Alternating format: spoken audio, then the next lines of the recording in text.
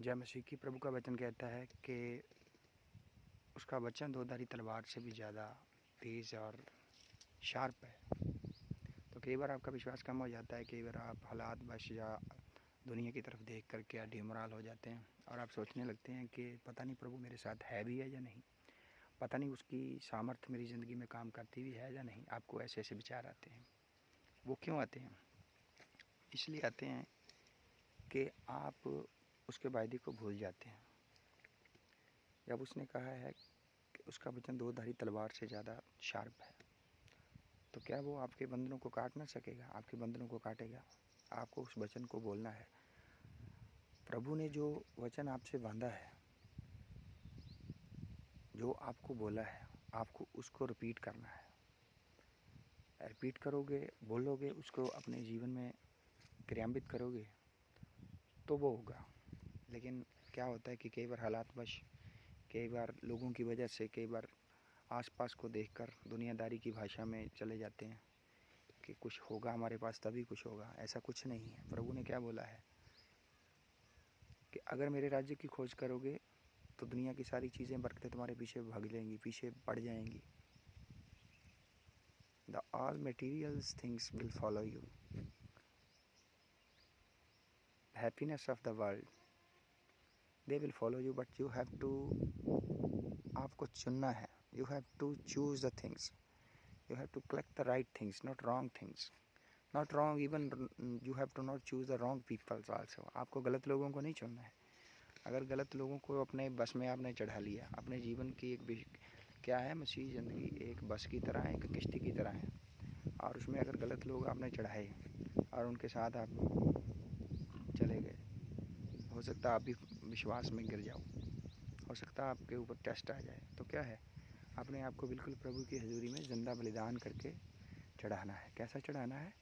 जिंदा बलिदान करके। कैसे चढ़ाओगे आपका बलिदान? अगर आप में पवित्रता नहीं है, शरीर में क्या है, गड़बड़ है, शरीर, आप व्यभिचार में हो, आप गलत व्यभिचारी लोगों के साथ उठा बैठा खाना कर रहे हो, और फिर जीवता बलिदान कैसे लेके जाओगे? याजक के वस्त्र कैसे होने चाहिए? पवित्र होने चाहिए।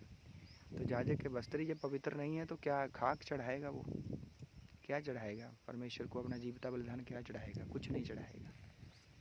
और ग्रहण योग्य नहीं होगा तो लाख चढ़ाते जाएं, क्योंकि लिखा है इजरायलियों ने जब ऐसे काम किए तो खुदा ने क्या बोला था कि तुम्हारे बलिदानों से मुझे घिन आती है। घिन आती है मतलब इनमें लहू मिला हुआ है, इनमें पाप मिला हुआ है, इनमें गड़बड़ मिली हुई है। तो प्रभु क्या कहते हैं, इन बातों से हट जाओ, अपने आप को जीवता बलिदान करके चढ़ाओ, फिर देखो तुम्हारे लिए रास्ता खुलेगा। उसका राज्य पवित्र आत्मा है भाई,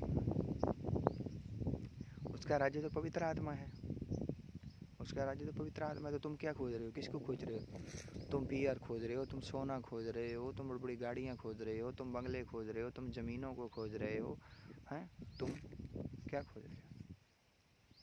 और चीज़ों को खोजते हो, और फिर जब उसको उनको फल लगता है तो तुम बोलते हो अरे ये क्या लग गया, जहर लग गया। जहर लगेगा भाई जब पाप अपने आखिरी स्टेज तक पहुँचेगी। पाप अपने आखिरी स्टेज तक जब पहुँचेगा तो कौन सा फल लगेगा? जब वो फल लगता है फिर तुम घबराते हो, फिर तुम डरते हो, ये क्या हो गया प्रभु?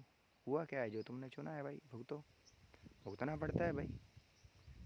आपका चुनाव ही सबसे बड़ी वो फल लाने की प्रक्रिया है।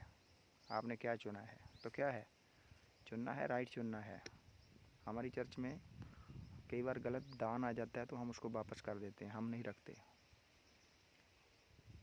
और पास्टर लोगों को तो चाहिए ही नहीं कि हाथ से पकड़ें, लेकिन चलो ठीक है पकड़ लेते हैं, लेकिन अच्छी बात नहीं है। अपने हाथ से जो पैसे या धन है, जो ये, इन बातों को मत पकड़ो। आप पकड़ोगे तो ज़्यादा आपको बोझ आएगा, क्योंकि लोगों के हाथ और काम ठीक ढंग से नहीं है। तो क्या है, उसके लिए अलग से एक चीज़ लगाओ, आप पकड़ो ना, टच मत करो। अगर आप टच करोगे तो फिर चलो, आप या तो आप तजर्बा से सीखोगे या धक्के खा खा के सीख जाओगे।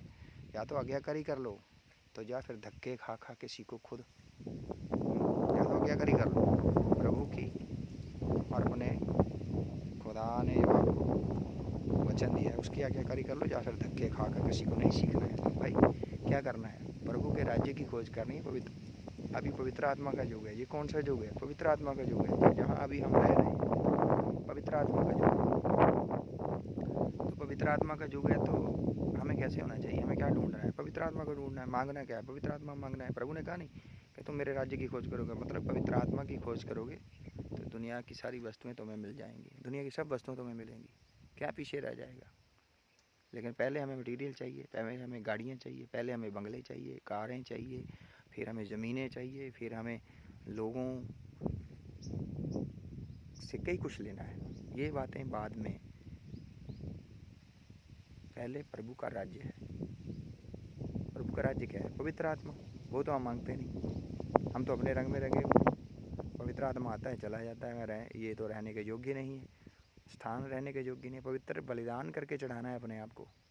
फिर देखो वचन में क्या कहा है? अपना पवित्र बलिदान करके चढ़ाओ, अपने बिस्तर को साफ रखो। बिस्तर को साफ रखो क्या? अपने कपड़ों को भी साफ रखो। पूरा दिन गप्पे मारनी है, पूरा दिन लोगों से मिलना जुलना, गले मिलना, और रात को दुआ में बैठ जाना उन्हीं कपड़ों को लेकर। खाक आएगा परमेश्वर? ऐसे थोड़ी आएगा। पवित्र परमेश्वर है भाई, यहोवा परमेश्वर है। इजराइल में कोई नाम नहीं लेता प्रभु का ऐसे थोड़ी सी बात के लिए। भाई पवित्र परमेश्वर है, भयंकर परमेश्वर है, वफादार परमेश्वर है। बड़ी इज्जत से, बड़ी पवित्रताई से, बड़े प्यार से उसका नाम लिया जाता है। जब वो आए तो हमें कैसा पाए? पवित्र और खुश हो हमारा परमेश्वर हमारे से। तो अपने आप को क्या करना है? हमने उसके राज्य को ढूंढना है। दुनिया की बरकतें तो खुद ब खुद आएंगी पीछे। अरे भाई ये तो हो रहा है, ये तो है, कब आएंगी? आके रहेंगी, ये तो बात पक्की है। लेकिन आप छोड़ जाते हो, दिल छोड़ जाते हो। जब दिल छोड़ जाते हो फिर गड़बड़ हो जाती है।